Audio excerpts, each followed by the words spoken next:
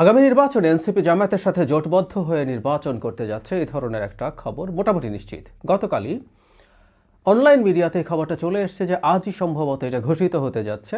এর সাথে সম্ভবত এবি পার্টিও থাকবে। কিভাবে আমরা দেখব এটাকে, এটার প্রভাব কি? এনসিপি কি ভেঙে যেতে পারে? সত্যিকার অর্থে এরকম একটা সম্ভাবনা কম হলেও আছে। তার চেয়ে জরুরি প্রশ্ন, পরিকল্পিতভাবে এনসিপিকে কি ধ্বংস করা হলো? কারা করলো, কেন করলো? এনসিপি বা কেন এই পথে গেল? এনসিপির সাথে জামাতের আলোচনা চলছে এবং সেটা প্রায় ডিসাইসিভ পর্যায়ে চলে গেছে। এই ধরনের আলাপ গত ৩-৪ দিন থেকে আসছিল। কিন্তু যেটা হয়, জনাব তারেক রহমান যেহেতু দেশে ফিরেছেন, তার বিভিন্ন কর্মসূচিকে কেন্দ্র করে মিডিয়াগুলো যৌক্তিক কারণেই সেটা নিয়ে ব্যস্ত ছিল। ফলে এনসিপি জামাতের জোট নিয়ে খুব আলোচনা হচ্ছিল না। সর্বশেষ আমাদের সামনে আসলো এবং গতকালে বেশ কয়েকটা খবর। এর মধ্যে সবচেয়ে সিগনিফিক্যান্ট খবর সম্ভবত এটা যে এনসিপিতে কেন্দ্রীয় কমিটি 30 জন সদস্য জনাব নাহিদ ইসলামকে একটা চিঠি দিয়েছেন, যে চিঠিতে তারা খুব শক্ত ভাষায় জামাতের সাথে যাওয়ার বিরুদ্ধে সতর্ক করছেন। এবং মিস তাসনিম জারা, তিনি মনোনয়নপত্র কিনেছিলেন, নির্বাচনের ক্যাম্পেইন করছিলেন, ক্রাউড ফান্ডিং করেছেন, অনেক কিছু দিয়ে বেশ আলোচিত হচ্ছিলেন। তিনি স্বতন্ত্র নির্বাচন করার ঘোষণা দিয়েছেন। মানে এটাকেও টু সাম এক্সটেন্ট এই ক্ল্যাশের পার্ট হিসেবে পড়া যেতে পারে। আবার এটাও হতে পারে যে নারী সদস্যরা আদতে শেষ পর্যন্ত কতটা ছাড় পাবেন জামাতের কাছে, সেটাও প্রশ্ন। কারণ এই কারণে নারী যেসব সদস্য আছেন এনসিপিতে, খুবই প্রমিসিং নারীরা এখানে ছিলেন, তাদের ভবিষ্যৎ কী হবে সেটাও একটা প্রশ্ন। যাই হোক, আগে 30 জন কী বলেছে সেটা একটু বলে, কিন্তু আমার মূল আলোচনা হচ্ছে, আগেই বলেছি আবার একটু বলে রাখি, এনসিপি কি ভেঙে যেতে পারে? এনসিপি কি কিছু অর্জন করবে এটা দিয়ে, বা কে অর্জন করবে, বা পরিকল্পিতভাবে এনসিপিকে ধ্বংস করা হচ্ছে কিনা? 30 নেতা চিঠি যেটা দিয়েছেন সেখানে তারা লম্বা অনেকগুলো কথা আছে, আমি অল্প দু একটা জায়গায় একটু পড়ি। জুলাই গণঅভ্যুত্থানের পর বিগত 1 বছর ধরে জামায়াত ইসলামী তাদের ছাত্র সংগঠন, ছাত্র শিবিরের বিভাজনমূলক রাজনৈতিক কর্মকাণ্ড, অন্যান্য দলের ভেতরে গুপ্তচর বৃত্তি ও স্যাবোটাজ, এনসিপির ওপর বিভিন্ন অপকর্মের দায় চাপানোর অপচেষ্টা ইত্যাদি ইত্যাদি বলছেন, অপপ্রচার করছেন। অনলাইন ফোর্সের মধ্যে এনসিপি ও ছাত্র সংগঠনের নারী সদস্যদের চরিত্র হননের চেষ্টা, সর্বোপরি ধর্মকে কেন্দ্র করে সামাজিক ফ্যাসিবাদের উত্থানের আশঙ্কা দেশের ভবিষ্যতের জন্য অশনি সংকেত হয়ে উঠছে। সো এই ধরনের কঠোর শব্দ ব্যবহার করছেন। 71-এ তাদের স্বাধীনতা বিরোধী ভূমিকা, গণহত্যায় সহযোগিতা, এটার প্রসঙ্গ এনেছেন। এবং তারা বলছেন যে জোটের ব্যাপারে না গিয়ে যেটা তারা 300 আসনে যে ক্যান্ডিডেট দেওয়ার কথা ছিল সেটাই তাদের জন্য সবচেয়ে ভালো ছিল। তারা মধ্যপন্থী যেহেতু, সেই কারণেই তাদের এটা করা উচিত। খুবই কঠোর ভাষায় লেখা। আমাদের পরিচিত মানুষজন আছেন এই 30 জনের সিগনেচারের তালিকায়, তবে টপ যে লিডারশিপ, একেবারে যাদেরকে আমরা টপ মোস্ট মনে করি, তাদের কারো নাম এখানে নেই। তারপরেও যে বলছি যে সিগনিফিক্যান্ট লোকজন আছে।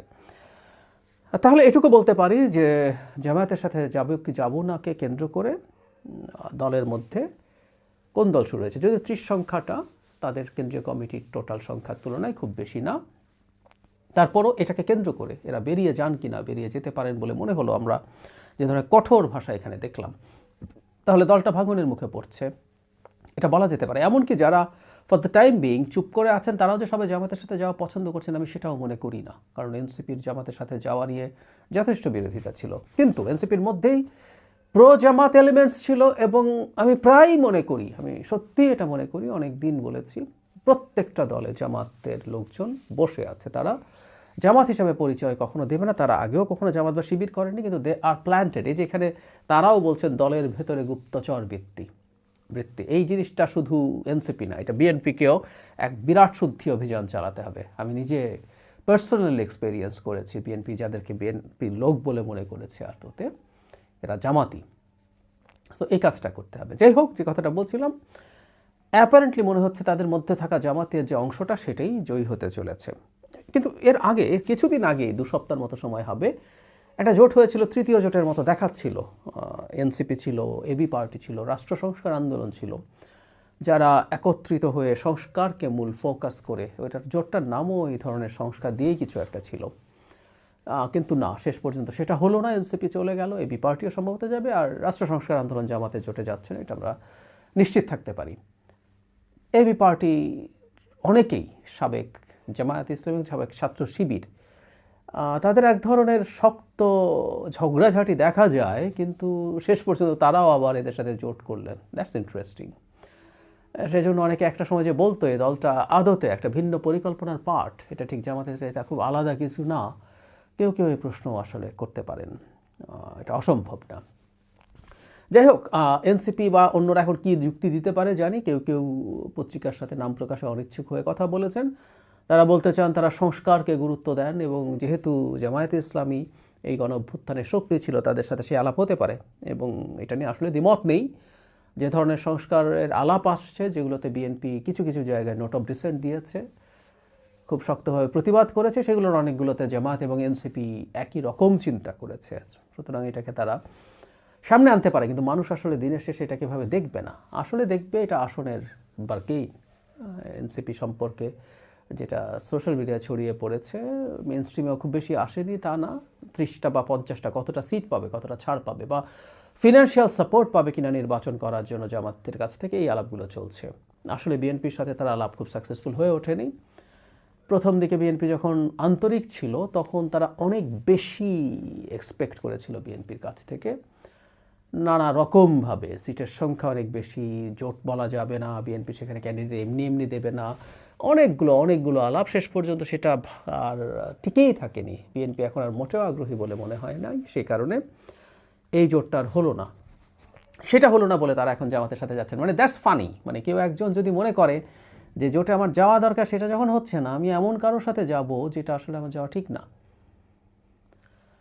কখনো কখনো রাজনীতিতে এটা হয় যে নেগোসিয়েশনের জন্য এক পক্ষে যেতে চাই আমি, তার যে পটেনশিয়াল প্রতিপক্ষ আছে তার সাথে খাতির টাতির দেখিয়ে এই পক্ষকে চাপে ফেলতে চাই। কিন্তু আমার মনে হয় না এটা আর এইরকম আছে। কারণ হলো, মনোনয়নপত্র সাবমিশনের ডেট আর 2 দিন বা 3 দিন আছে। তারা দ্রুতই ঘোষণা দিয়ে এগুলো করে ফেলবেন। তাহলে তারা আসলে নির্বাচনে জেতার জন্যই, নির্বাচনে কিছু সিট পাওয়ার জন্যই কাজটা করছেন। যে আলাপটা সামনে আসছে সেটা হলো, এবারই এনসিপিকে এমপি হতে হবে কেন? তারা যদি এই জোটটা যেটা করেছিলেন বা এককভাবে যদি নির্বাচন করতেন, তারা কিছু পার্সেন্টেজের ভোট যদি পেতেন, তাহলে সেটা তাদের ভবিষ্যৎ রাজনীতির জন্য খুবই পজিটিভ হতে পারত। এটা আমিও মনে করি। বিএনপি সরকার গঠন করবে, এটা আমি 100% কনফিডেন্ট প্রায়। তারপর তাদের ভুলভ্রান্তি হবেই। এটা তাদের দলের সর্বোচ্চ চেষ্টা, বিশেষ করে জনাব তারেক রহমানের খুবই আন্তরিকতা, সদিচ্ছা আছে জানি, কিন্তু শেখ হাসিনা যেভাবে রেখে গেছে দেশটাকে, খুব সহজ হবে না। সো সমালোচনার প্রচুর জায়গা থাকবে, এবং সেই সমালোচনার মাধ্যমেই সম্ভব ছিল তারা রাজনীতি গড়ে তুলতে পারবেন। কিন্তু না, তারা সেটা না করে এমপি হওয়ার চেষ্টা বা চিন্তায় গেলেন। এখন প্রশ্ন হচ্ছে, জামাত যে সিটগুলোতে জিততে পারে, সেগুলোতে কি এনসিপির কেউ আছে? কেউ যদি থেকে থাকে, তাকে কি সিট ছাড়া হবে? আর যদি সেটা না হয়ে থাকে, তাহলে জামাতের সাথে জোট করায় কি তাদের কিছু মানুষজন জিতে আসবে? আমি নিশ্চিত নই, এবং আমি এই সংখ্যাটাকে খুব বেশিও মনে করি না। খুব হাতে গোনা 2, 3টা 4টা হতে পারে। কিন্তু তার বিনিময়ে তারা যে কাজটা করলেন, এটাকে সংস্কারের সাথে ঐক্যমত্য আছে বলে যে অভিযোগগুলো তার দলেরই 30 জন করেছেন, এই অভিযোগগুলো এড়ানো যাবে না।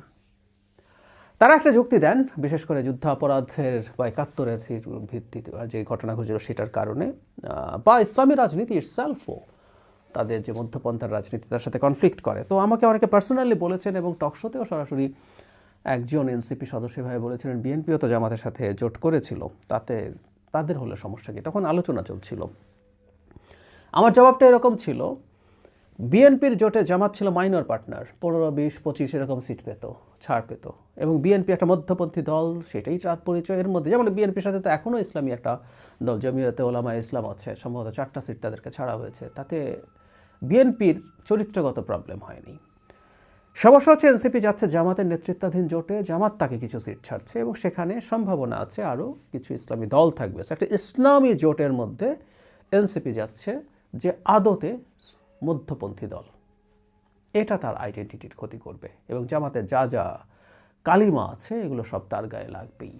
ফলে এনসিপি যে প্রগ্রেসিভ একটা গ্রুপের সমর্থন পেয়েছিল, আমি ব্যক্তিগতভাবে চিনি, এরকম সিভিল সোসাইটির মানুষজনও আছেন প্রচুর, যারা অনেক এক্সপেক্ট করেছিলেন, কিন্তু শেষ পর্যন্ত এটা তাদের ওদিকে যাওয়াটা তাদের জন্য খুবই ক্ষতিকর হয়ে যাবে, এবং এনসিপি দল হিসাবে আর দাঁড়ায় কিনা এই প্রশ্ন এসে হাজির হবে। সেটা যদি হয়, লাভ হবে জামায়াতের, ইনফ্যাক্ট জামাতের অলরেডি একটা নগদ লাভ আছে। লাভটা হচ্ছে জামায়াতে ইসলামী, বহুবার বলেছি, সে একটা সেন্ট্রিস্ট ফোর্সকে, লিবারেল ফোর্সকে সামনে রাখতে চায়, যারা অন্তত আইডেন্টিটি পলিটিক্স করে না।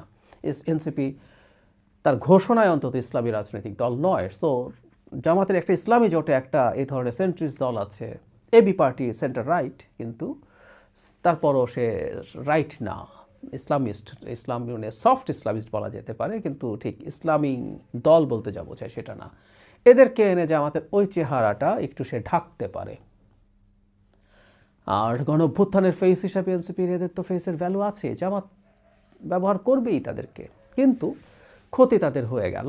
এনসিপির কথা বলছি, তাদের যদি ক্ষতি হয়, লাভ জামাতের আরেকটা আছে দীর্ঘমেয়াদে, মধ্য এবং দীর্ঘমেয়াদে বাংলাদেশে আরেকটা রাজনৈতিক দলের উত্থান হবে যেটা বিএনপিকে চ্যালেঞ্জ করতে পারবে। সেই ঝুঁকি শুরুতেই নষ্ট করে দেয়া গেল। আমি বলছি না এনসিপির অনেক সম্ভাবনা আছে, তাদের আসলে যেভাবে শুরু করেছেন সেটা খুব ভালো কিছু হয়েছে বলে মনে হয় না, কিন্তু তারপরও সেই সম্ভাবনাটা বাকিটাও শেষ হয়ে গেল। জামাত খুবই সেফ হয়ে গেলেন ভবিষ্যতের জন্য। অন্তত আরেকটা বিরাট সুবিধা, এনসিপি বিএনপির সাথে গিয়ে বিএনপির যে কিছুটা ইমেজ বিল্ডিং হতে পারত সেটাও হলো না।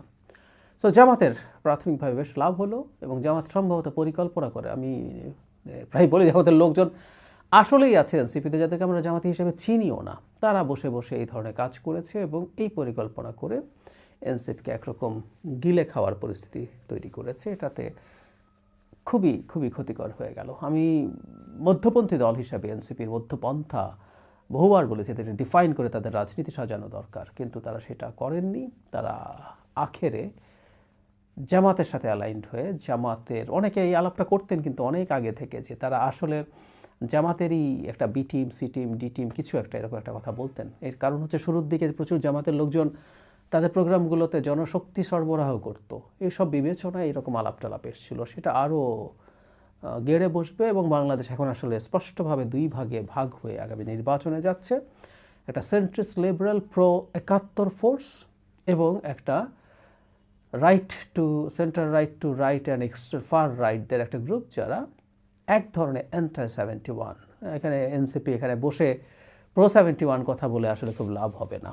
সো বড় রাজনৈতিক মেরুকরণ এনসিপির জন্য একটা ডিজাস্টার বলেই আমি বিশ্বাস করি।